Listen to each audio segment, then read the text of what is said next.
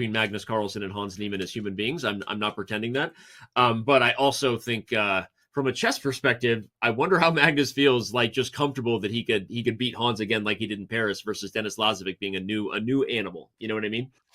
No, it's tough for Magnus. I mean, I have brought this up in recaps. Like, you can beat Hans 20 times, but the second he beats you in a match, he was extremely close in the World Blitz. Like, yeah, it really shakes you, and it shows you how much of a relief it was for Magnus in the World Blitz, because he ended up sweeping like the next matches, right? Like, and then obviously there was a whole split title thing, but yeah, I mean, he prefers to play Lazavik. Well, Lazavik will be tough to beat from a chess but I'd love for you to ask him. I mean, obviously you will be leading interviews and doing all kinds of content from London. More reason why people should be there.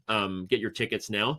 But I'd love for you to ask Magnus, because I'm sure he was watching at least some point today, even if he wasn't watching commentary. I know he would be following it at chess.com events directly. And I'm curious what his feelings would be, because if Lazavik played so well, if it was like, damn, this kid's going to be, a little bit of a different opponent than Hans Niemann. So we'll see.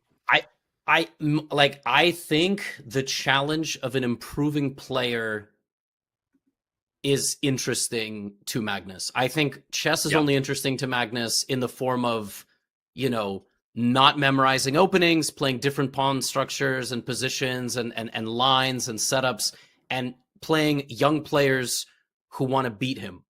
And yeah, Denis Lazavik is that guy. They've played a bunch, but every time they play, he's getting better. It's actually not clear if Magnus is getting better or staying the same level. Like, that's the truth, right? Like, you just don't know, because is Magnus actually improving at chess? That's the interesting thing. That's a very fascinating concept. And he finds a way to win, but is he getting better every year? I don't know. Mm-hmm. That's actually...